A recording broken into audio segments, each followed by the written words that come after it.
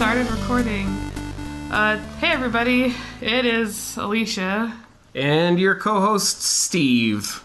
Welcome to the Plain Donuts podcast. Steve and I are just like, we're trying to do our best here. I wrote this thing and in sending it to myself, I titled it The Aftermath Episode, which is pretty dramatic. Anyways, I just wanted to say before we get started, this is not going to be like a regular Plain Donuts podcast. It won't have the regular format, so I apologize that that's going to be this way, but, you know, if you have heard anything about anything, there was a snake on a plane and we're really affected by that.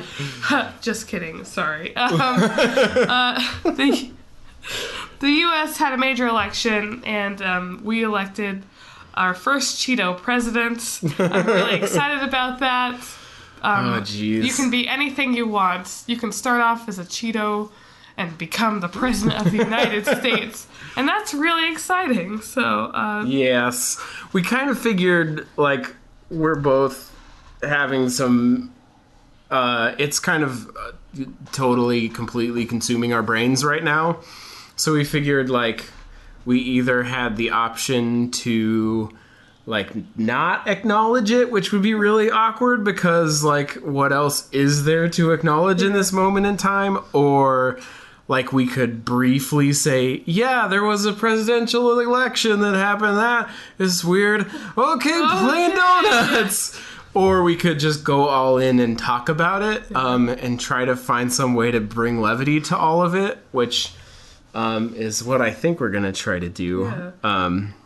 But anyways, thanks for listening. We usually don't have this much political discussion. No, our first few episodes are very lighthearted. You should go back and listen to those if you're not ready for us to just discuss the train wreck that we've had. Anyway, it's a roller coaster for sure. We both in talking about what we wanted to do, we said maybe instead of the regular thing, we should have sort of like an organized format with a couple of different segments or whatever.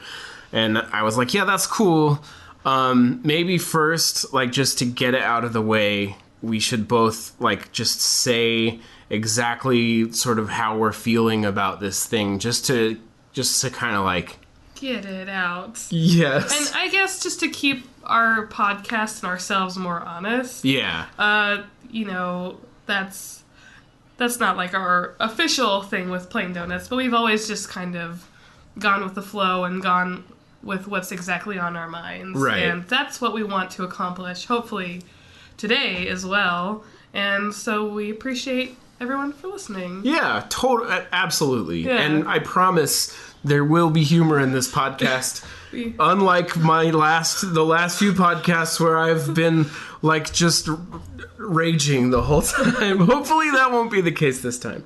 But anyway, so yeah, we wanted to get the sort of, like, raw feeling of it, how we're doing individually first. And I think for me that sort of helps to understand where the comedy pieces are coming from too, because I feel like you kind of alluded to, it would be a little bit like disingenuous to just jokes about this whole thing without acknowledging that, like, we're both sort of having a weird time of it. So you want me to go first? Sure. So we kind of just wrote up, like, our feelings about it. I wrote it in a really I just literally wrote it out because I want to do that, because otherwise I'm going to trail off and not actually say what I want to say about it. So, I will read this.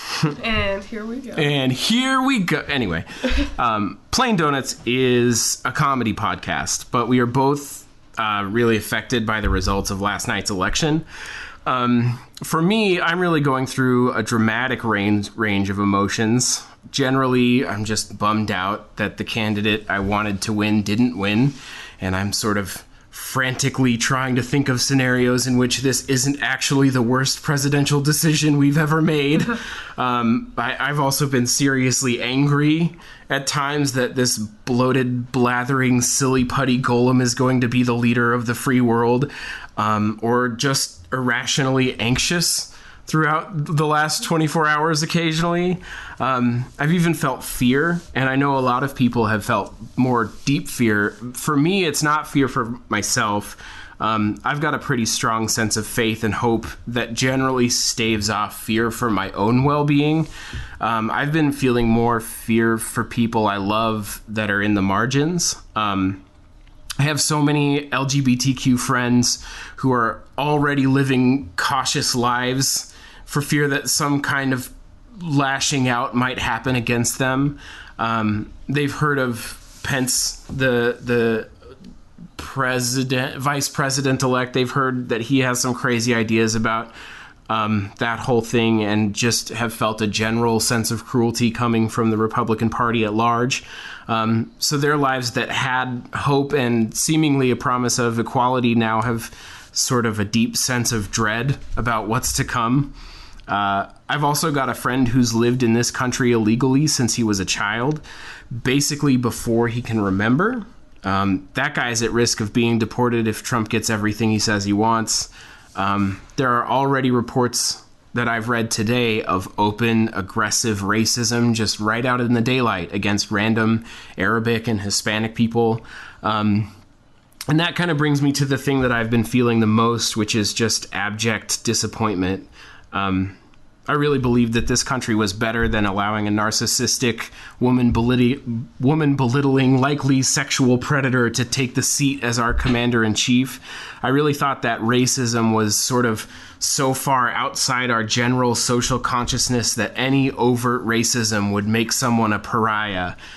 This election seems to prove that wrong.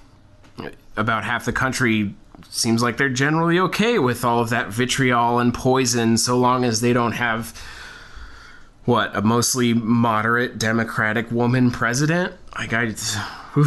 So, to be clear, I generally find the whole thing rather disgusting, but it's what we're left with. And that's kind of why I think we're here as Plain Donuts. If this weird ache is going to live with us for the next 4 years, it's our job to help you, the listener, and us to try to find some levity in it, to find some balance in all of it. Maybe we can use humor to bolster ourselves on what seems to be an absolute promise of dark days to come. At least that's my hope for it, so... Ooh. Thanks for sharing, Steve. You're welcome. What do you have to say, Alicia? Sorry. I'm sick again this week, so please pardon my coughing and my breaks for water. That is not written down. I just said that right now. Unpardonable. There's no forgiveness for breaking during the podcast. Well, we might play some music here. I don't know. Anyway, anyways, okay. All right. Well, I would be lying if I said I was not afraid to share my feelings on this podcast. When we make this podcast, we share it out to people on Facebook, and I have friends on Facebook which are mixed political background, and so I guess that's all. Well, I'll start off with this. For me, I always find talking about things like elections or religion or hot button topics on social media to be quite poisonous. I'm not the type of person to really start any sort of debate or argument or post any questions that might cause any discomfort to myself, really, or anyone else that I'm friends with. I don't like to. I try to remain, I'm Switzerland, I am a neutral person, and I don't like to, talk about things like this. But it's hard when you're scrolling through your Facebook feed and you see friends who are just completely disagreeing with everything that I find to be true, or values that I hold to be true and that I think are important. I'm not crying. My nose is just really stuffed up, I promise. But it's hard. I don't want to state my opinion because I'm afraid of certain friends thinking negatively of me or me thinking negatively out in a public setting, such as social media, about my friends. And I don't want to lose those friends because I value their opinions and I value their friendship.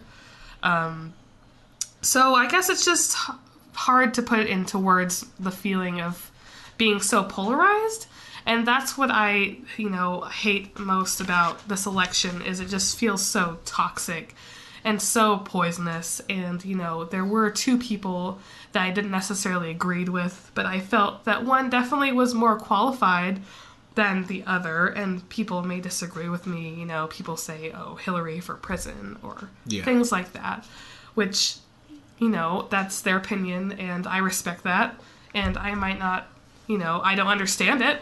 But, there's this other person there that says extremely hateful things, and that's scary to me. That's scary for people that I know on the opposite side that may not be friends of mine that are so very religious or, who are on the, LGBTQ spectrum, who might, be of Middle Eastern or Hispanic background. And that makes me afraid for them. I don't like seeing how much pain that they're going through. And I don't like the attitude of, oh, well, it's kind of like just don't be so sad. Like, don't say such negative things. Like, we've dealt with 8 years of Obama. You can certainly deal with this. But it just feels different in a way when we're talking about, separating families or shocking people to try and change their sexuality with electrocution. I don't know. Like, that just seems wrong. And I've read through Donald Trump's, our president-elect's, I should say, first, 100 days of office and what he plans to do. And a couple things that really kind of scare me, to be honest, are when he talks about canceling all federal funds, I should say, not aid, to sanctuary cities like Los Angeles, New York, just completely cutting off federal funding.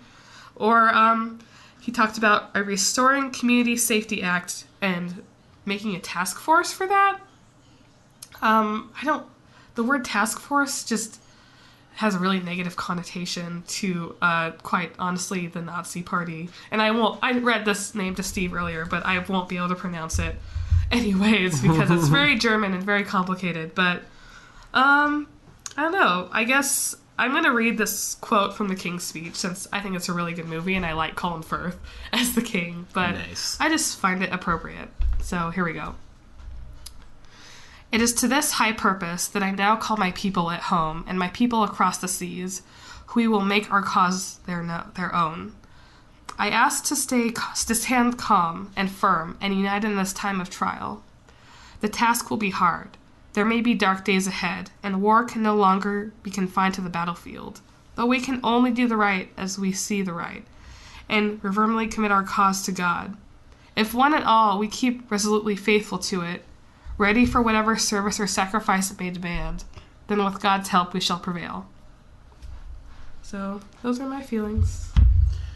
And that's probably going to be in the podcast. I slapped the table. Sorry, everyone. Every time we have like a little bump or something. I have one friend who was like, yeah, I never even noticed that was happening. I'm just like, I listened to it like cringe. Like, dang it. So, anyways, thanks for listening to our feelings. Yeah, if you've gotten this far. If you made it this far, thank you so much. You. Like, because, I mean, I know you come to this and you expect, like, woo, this is going to be a hilarious, fun time. And, like, I don't think to do the whole, like, all the way in comedy felt right to us this time. So, like, sorry if that turns you off or whatever, but we gotta do us, man. We gotta keep it real. Keep it 100. Steve and I will often, like, message that to each other when we're talking about the podcast. Like, we were keeping it 100. And I'm not exactly sure what that means. I don't really know so much either, but I mean, I heard what's his name? I heard a UFC fighter say that. I think he was the first guy that I ever heard say that. Oh, it really? Was, I can't remember his name. He wears big chains. Ooh. He's been fighting for a long time and was known for slams and pride. Great story. I love those stats. Sorry. Yeah. Anyways, all that to say, thanks for listening to our little speeches. And we do have a little bit of a format today, like we mentioned. Obviously, that was our first part of the format. Yeah. Was reading about our feelings. Because I'm a very feeling person. I'm not sure if Steve is a very feeling person. But you seem, based off of what he said, he seems to have lots of feelings. I've got too many feelings. Everything has been giving me feelings today. Like watching Obama be like super gracious about the whole thing. I'm like, why can't you just not be the president? Or Hillary posted some scripture today, like after she conceded, and I was just like, dang it, Hillary, no. I can't cry at work right now. So. I keep trying to not look at Facebook, but then I keep going on Facebook and then getting bummed out. Yeah. And then, like, leaving Facebook and then be like, I wonder what's happening on Facebook. And then I get back on and I just kind of repeat this, like, really awful cycle, which probably speaks more to my social media addiction than anything else. I was doing that last night, though. I was actively trying not to watch things as they happened because I was like, I don't understand this process well enough to really know how these numbers work as they come in. Maybe it'll flip one way or the other, like toward the end of this counting, or depending on how that works. And you know, like so I'm telling myself this stuff, like it doesn't. You're not gonna understand it, so why even try? But so my wife and I were like trying to watch like shows and stuff, and I would just keep picking up my phone and be like, "Okay, Google, tell me where we are." Refreshing on the election results page on Google. And so I've been watching a lot of The West Wing like recently. Yes, which is great. I get really stressed out about this election stuff, and so I was like, I'll watch fake election stuff, which is happening on The West Wing in season 3/4 with President Bartlett. So he's trying to get reelected, right? And so I was like, this is much better because I know it's fake. Yeah, I see this and I'm like, this is not real. But then I come back to my reality. I'm like, the reality is so much worse than the fake TV show. How is this possible? Plus, it's Sorkin. Did we write? Hold on. What? Oh, yeah. Keep going. Sorry. Okay. I have to write down a different thing. Oh, Steve. Sorkin's awesome. I'm sorry. I got totally distracted, but I know that the left wing is also called, like, the left wing, so... Oh, yeah. That. People call it, like, the lefty show. Of course, Hollywood tends to just really lean left. Yeah. Which is like a cholo, shoulders up, side to side. Just kidding. Nice. Sorry, this is not. But yeah, it tends to lean left, and like, I don't know. We're sort of like meandering a little right now, but there's so much to say about this election, like how wrong all of the data counters were. Yeah, that was totally bizarre. Like, all the polls were like, she's got a 3-1 lead. And like, and even the maps, like, nothing. And Florida, well, I don't even want to talk about Florida right now. Oh, jeez. Oh, Florida. What's happening down there, Florida? What's going on? Hashtag Florida, man. No, like, it's really crazy because... there tend to be like two sort of schools of prediction. I haven't learned a lot about it lately, but I heard this like last week and I sort of looked into it. But Nate Silver and 538 use one sort of algorithmic approach, and their numbers had it like a 3-1 Hillary win. And then Princeton uses a different approach, and if you went to Princeton's election site, they had it that Hillary would win 99% of the time. And I'm like, guys, you were way wrong in this case. That's wild. But then there's the whole thing of like, I mean, not everybody wasn't that wrong, because Hillary did win the popular vote. So maybe we're just looking at the numbers wrong. I don't know. It's kind of crazy, but there's just so much about this particular election where you're like, where did all of these people come from? Yeah. And like, my own tribe, the sort of like evangelical Christian tribe voted really, which obviously, the problem is like I don't really feel like I'm part of that quote unquote tribe, right? I philosophically disagree with them about 90% of the time when it comes to politics, not necessarily theology, but politically, like. I'm like, why are you guys reading the same stuff I'm reading? But so that whole contingent, I'm like, how do we say this is what a leader looks like, and then Pick look this at person? It's ew, and I could go on, but this is not a religious podcast.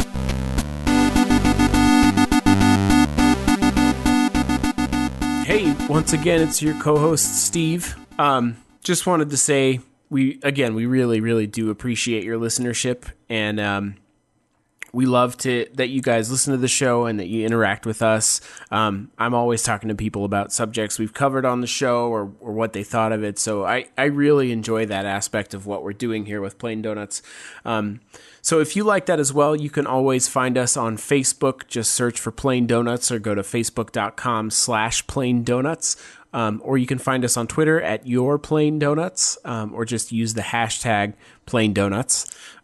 We do love to hear from you. I know this episode has maybe been a little bit difficult to listen to, or hopefully for some of you, it's kind of a little bit of a warm blanket, because you're hearing your own viewpoint echoed, which is usually kind of helpful to say, you know what, I'm not alone.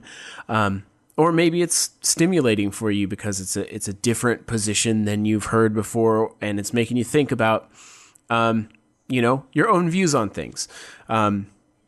Whatever the case may be, if you've enjoyed this episode or if you enjoy the podcast in general, we only grow by you sharing the show and letting people know that you like it and that they might like it too. So if you have somebody you think might enjoy this particular episode or one of the past ones, share it with them. Let them know. We love for our listenership to grow. We love to invite more people into the party. So anyway, again, we love and appreciate you. So enjoy the rest of the show.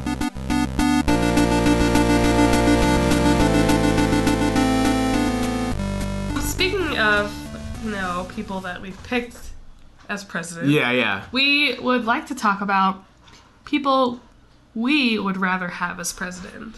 Well, literally anyone. Like, I'm down with literally anyone else. Today I was like, maybe would I hate it if Jeffrey Dahmer was instead president? And I was like, I heard that guy's actually really smart, not to say we are supporters of serial killers, right? No, on this podcast. It was just like this whole election cycle. Such a wild ride.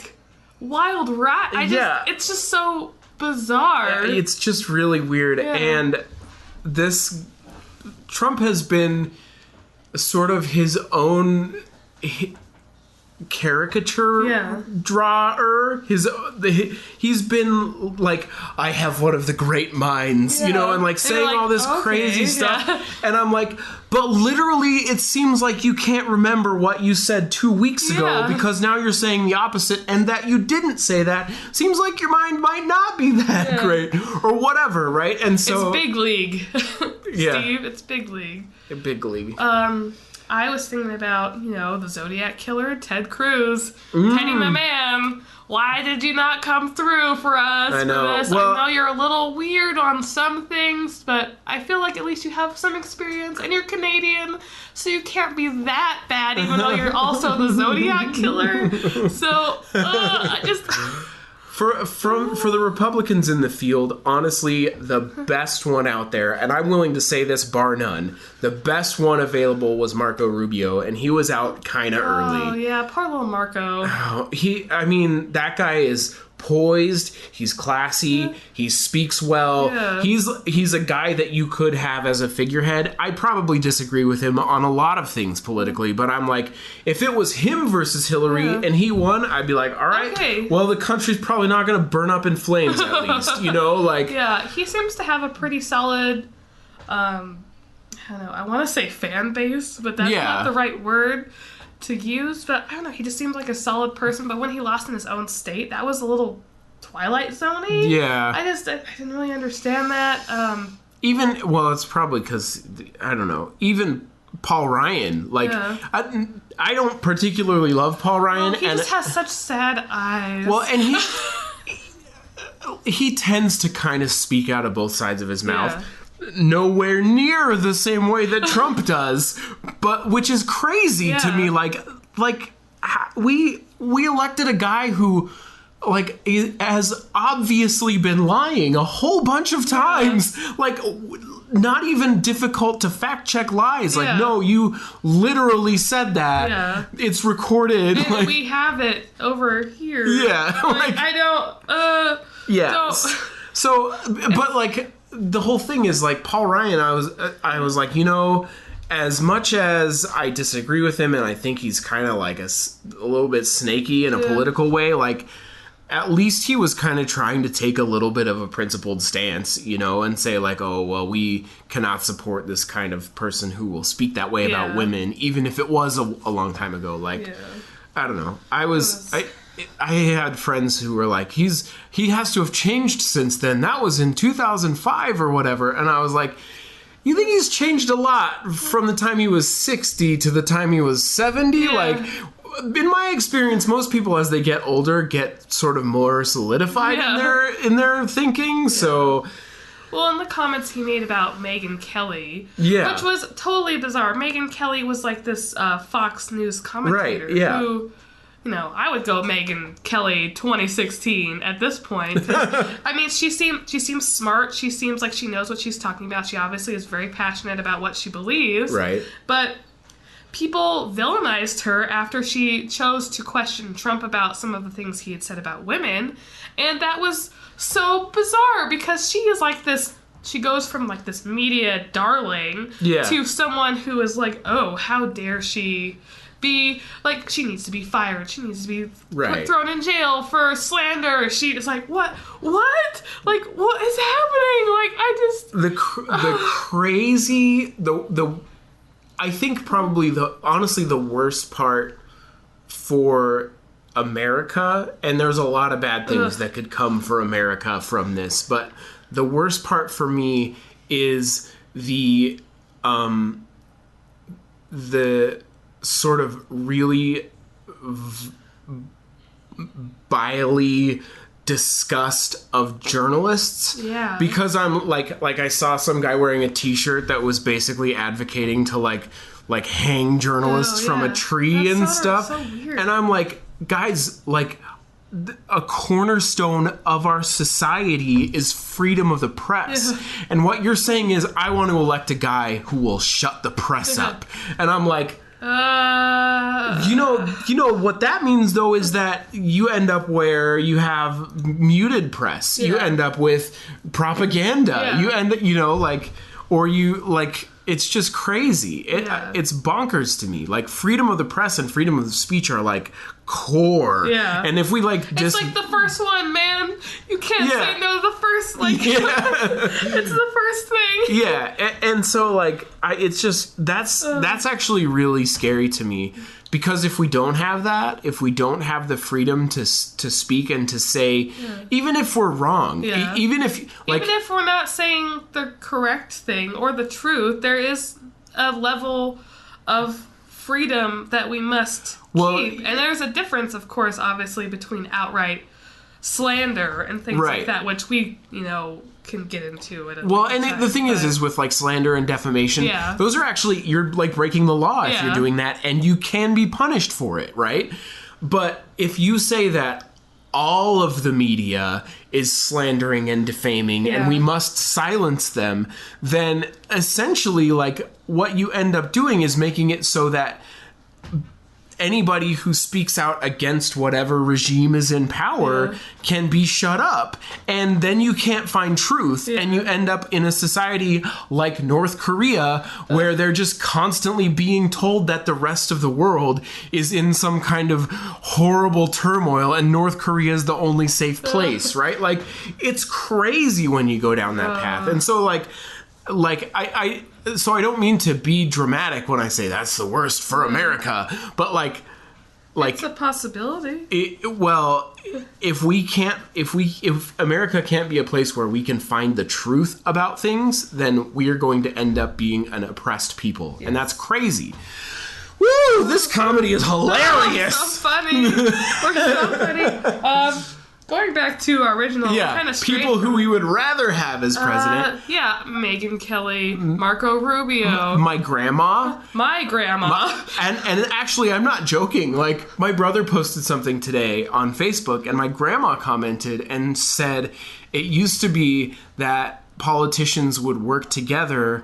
It was the good of the country first, not the good of the party first. And I was like... Grandma laying down some truth. I was like, Graham? Grammy? I was like, Grandma, no, will you run for president in 2020? I know you're Grandma, I know you're going to be like 99, but please, we need you. I think she'll be in her 90s by then, but maybe not. I could be wrong. Sorry, Grandma. I don't know your exact age. That's pretty bad. But no, that's kind of crazy. I think the favorite thing I thought of for this topic for me was that I would actually rather have a literal bag of wind for the president. Like, what? Because that would be better for me. Like, at least the bag of wind isn't going to send us to war, you know? I think I said rocks or a cat. A cat? A cat. Cat 2020. The guy who runs the We Rate Dogs Twitter. I don't know.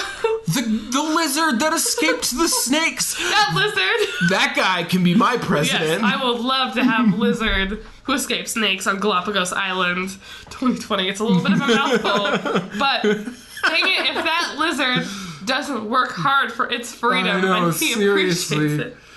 If that lizard understood his rights, he would be a man of the people for sure. I wonder what the lizard would choose as VP. I'm curious. Oh, that's a good question. You know, there's a book about Abraham Lincoln called, it's like Company of Opponents or something like that. Basically about how when he became president, he chose people who opposed him to be in his cabinet. And it's like, I'm like, Abe Lincoln. Yes. That's a real good. Old school Republican right just there. Just like Ainsley in The West Wing. She is a Republican counsel to the president. So, good perspective. Anyway, nice. Sorry, more West Wing trivia. trivia. And like, it's really unhealthy. People have talked about this lately to some degree because it's unhealthy to have an echo chamber, right? It's unhealthy to be only surrounded by people who agree with you in every way, right?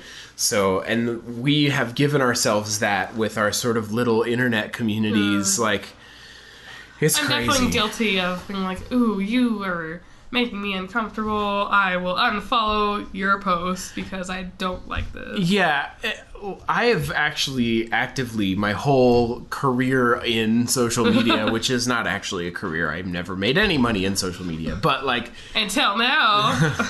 Bling, bling. Gonna sponsor us? Until Uber started giving me those free rides for this sponsorship right here. Just kidding. Well, Squarespace, you can build a simple website using Squarespace.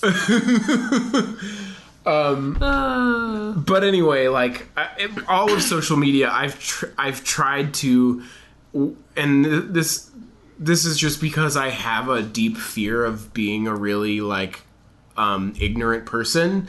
I've tried to, when I see my friends or people that I know presenting viewpoints that are very opposed to mine, I've specifically tried not to not follow those people. I want to keep that in my face because it's important for me to understand, for myself, to understand both sides, right? because otherwise I'm just going to be like, why didn't Hillary win? Yeah. Literally everybody I knew voted for Hillary. Yeah. And like, I'm glad that's not true, because I've heard some people saying that, and I'm like, no, I definitely had friends that were voting for Trump. Yeah. They all seemed like they were kind of crazy people in a political sense, but at least I like had some of that viewpoint, you know. I recently read, it was a Cracked article, so not anything super intensely Cracked is great. I love Cracked articles. And I do not claim to be a political scientist. Neither Steve or I claim to be politically, you know, ultra involved. Right. We have not necessarily... Neither of us have done any politics in our lives. Yes, we do not politic very well. I have voted frequently, but I have never really done any politics. Yeah, but it was an interesting perspective about, it talks about the rural vote, about farmers, and why they would, you know, overwhelmingly vote for Trump. I'm like, why? It doesn't make sense. It seems like they're not really voting for their best interests, but in fact they really are, because, you know, blue-collar jobs and preserving that small town, you know, rural lifestyle, because it's hard to, you know, we can say, oh, just find a job working just get a degree and, you know, go and work in technology field, but that's not really possible for these people, you know, and so it was good for me to read something like that, just because I'm like, oh, that makes me understand people better. Yeah. Like, I know why people are voting for Trump rather than just saying, like, oh, I don't understand these people, like, they're different from me. Well, and really, like, if I think about it politically, which we've already said we're not necessarily very politically minded, but to me, I'm like, those guys should be looking to people like, maybe not all of like Bernie Sanders, but like Bernie Sanders in the sense that we have subsidized farming, and because of that, you end up with companies like Monsanto who have been able to capitalize on the subsidies and essentially are like aggressively predatory to other farmers. And so people like Bernie Sanders want to see that kind of thing broken up, because it's essentially a monopoly, right? So anyway, like, when I think of that, I'm like, really, like, the best interest of the farmers is going to be like a person like that who's actually interested in their lifestyle being sustainable, as opposed to just like trying to keep the particular jobs in the U.S. or whatever.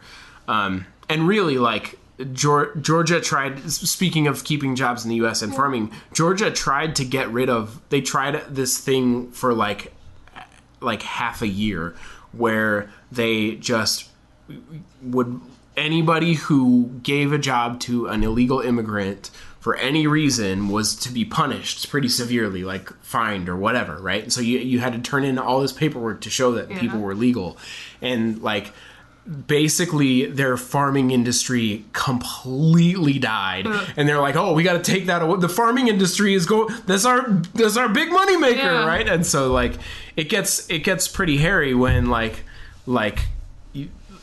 you're voting for somebody who is actually actively against the quality of your industry.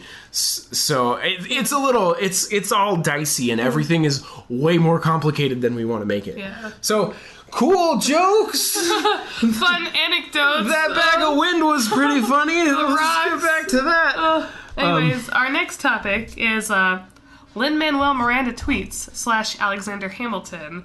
So the reason I put this is because, you know, Alexander Hamilton is obviously the story of Alexander Hamilton, founding fathers, and, you know, just like the journey of creating America. And I thought that would be mildly appropriate. And Lin-Manuel Miranda seems to be pretty politically active, specifically when it comes to Puerto Rico, where his dad is from, or both of his parents? I'm not sure about both his parents. I know his dad for sure is from Puerto Rico. Yeah, so, and he's, you know, really actively involved in helping out Puerto Rico and things like that. So I thought we could chat a little bit about that and pull up some LMM tweets. All right. And see what... I don't know. Lin-Manuel Miranda is like, he's sort of like launched into recent popularity. Yeah. So, but his perspective is really good, and actually like I respect him a lot in an artistic sense because he doesn't hesitate to point to inspiration wherever he finds it. Like, for example, there are these books called The Kingkiller Chronicles by Patrick Rothfuss. They're fantasy novels, but he was talking about one of the songs from Hamilton and how he wanted to. There's a particular scene in those books that is sort of like a fun night out, and he wanted to emulate that in one of the songs that he wrote for Hamilton. Like, and that's, I read this fantasy novel and it had this really great scene in it, and that inspired me for this other scene. And it doesn't matter that it's not some hoity-toity highbrow kind of inspiration. It's just, you like that fantasy novel, And that, like, I love Lin-Manuel Miranda for that reason, and just sort of his whole, he seems to have a very seasoned perspective in the sense that, like, last night he was tweeting about, all these elections that he's been through and sort of his experience in sort of rooting for the losing side and the winning side. And it was a really balancing experience for me to follow that. So anyway, it's good. I think it was good. Yeah, he also did a lot of West Wing gifts. Oh, yeah? I was really excited about that. Nice. I don't mean to be like a West Wing fangirl right now, but that's just what I'm watching, and I don't know. Did you know I tweeted about the West Wing once? I saw that, actually. Yeah. I think I searched for it on your profile, which sounds weird now. No. But I think you mentioned it, and I'm like, I gotta find that tweet. I'm like, this is so great. This tweet about the West Wing. Because I love the West Wing. Yeah. Anybody who watches it loves the West Wing. Even if, they call it the left wing or whatever, right? Yeah. But I don't care. I like it. I like it. So yeah. Yeah. I'm just looking through his tweets now. How he called his mom. What does he say? You are allowed to feel however you like. Take stock of your heart. See you tomorrow. We are all still here.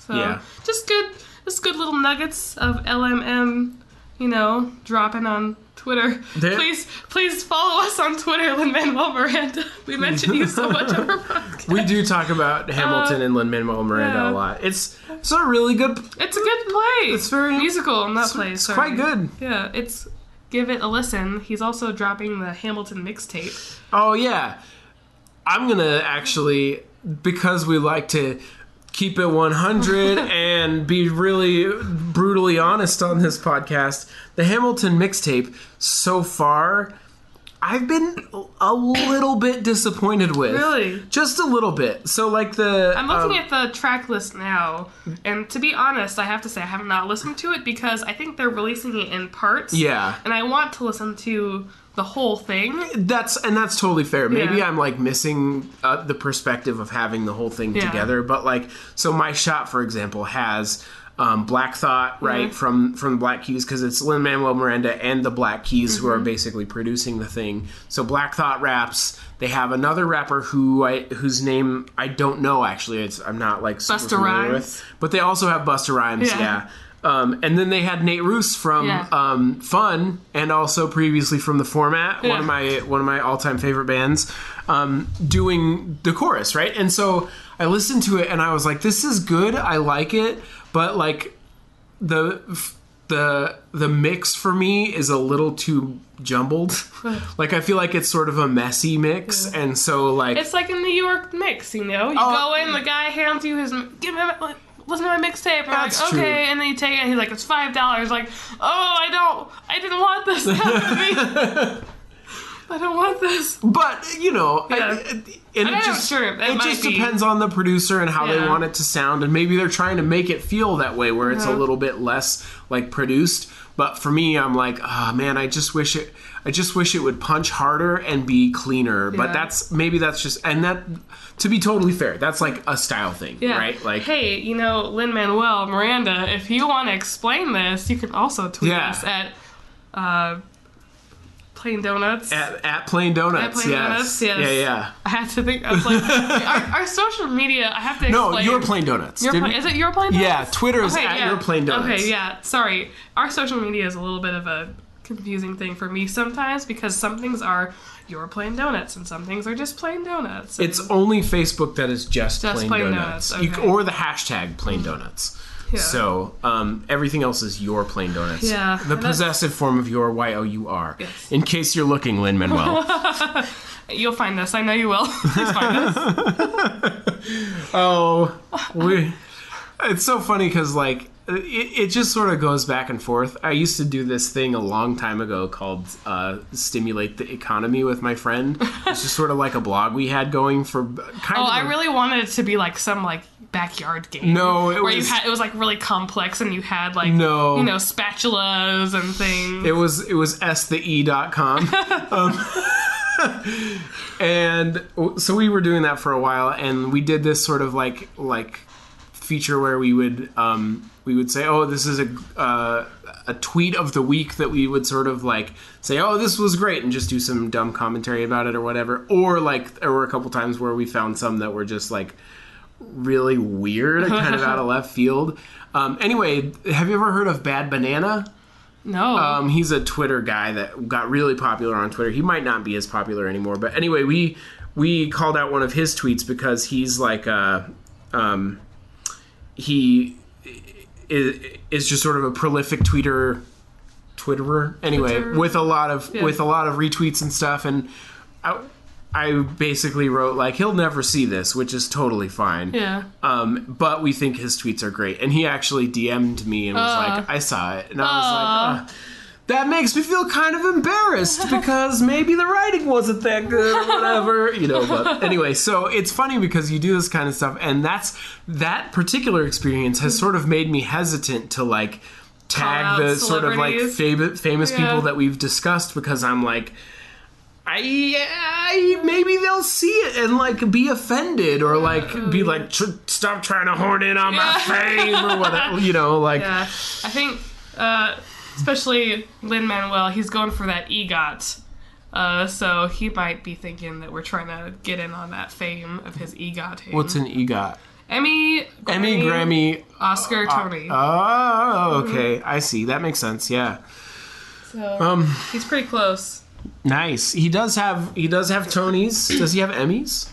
I don't know, but he'll probably go for that next because he might get some with Moana. Yeah, that's true. He could get a Grammy. He could get an Oscar and a Grammy for like best original. Not an Emmy. That's right. Emmys are TV. Emmys for TV. So he was on an episode of How I Met Your Mother a long time ago, I think. Yeah, he was. Okay, yeah. He was on one of my favorite podcasts, the My Brother and Me podcast, Whoa. Before Hamilton came out. Did we discuss this already? I don't know. Maybe we have. I feel like... know he did win a Tony for In the Heights before, so he probably was already kind of famous, but I don't think In the Heights had like the level of insanity. Yeah, Hamilton is sort of broken barriers, which is pretty awesome. Linsanity. I can use that again because there's all right. Jeremy Lin. Linsanity, it's back. It's back. Hashtag Linsanity. You heard it here first on your Plain Hashtag Plain Donuts. Anyways, cool. Our next topic is something that I find kind of funny, and I wrote this down. Steve didn't write this down. But, so if you have listened to us before or you're a friend, you know that we are in the state of Utah, right in between Colorado, and a state that recently legalized medical marijuana, Nevada. And there's also California, which legalized recreational marijuana. So we're in the middle of Marijuanaville-ish. We are kind of like... And we're just like, no, Mary Jane for us. I don't know what Utah's all about. I don't understand. It's weird because I see a lot of people, when I read news stories, comment like, no, we need medical marijuana. It's good for people, who have seizures and, things like that. We can look into seeing what else it could help with, but we choose not to do that, I guess. I'm not sure why we choose to do that. It's the stigma. Yeah. Like the whole, it's a gateway drug. We're living in the dare age still. And it's pretty bad. Because it's actually, really good for people. And, I know people who have gone through cancer treatments and, swear by cannabis oil as, the thing that can bring you back from a treatment, basically. From a what's the word where you have cancer treatments? Chemotherapy. Yeah. Right. So, like, I'm just like, it's really, like, in a medical sense, like, wrong of us to do that, right? Yeah. Where it's like, this is the thing that will help you, yeah. but you're not allowed because people can abuse it. Yeah. You know, it's like... a little, I don't know, weird. But it's also weird because Utah has one of the highest rates for opioid abuse. Oh, does it? And I think that's true. I might have to write a correction.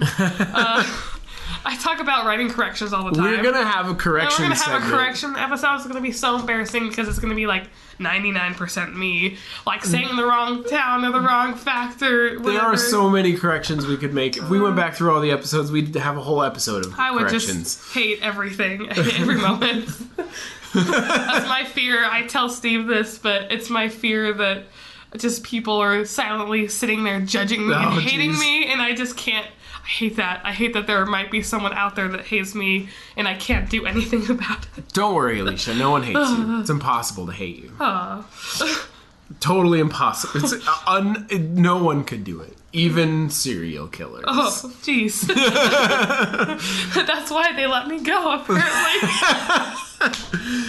Ba-bam! That was a sweet callback. I think maybe we should... We're getting pretty close to the ending time, but I think I wanted to talk about, like, how the weird... There are some weird, ironic things that could potentially happen coming up. Like, the whole thing with, like, Hillary for prison, whatever. Yeah.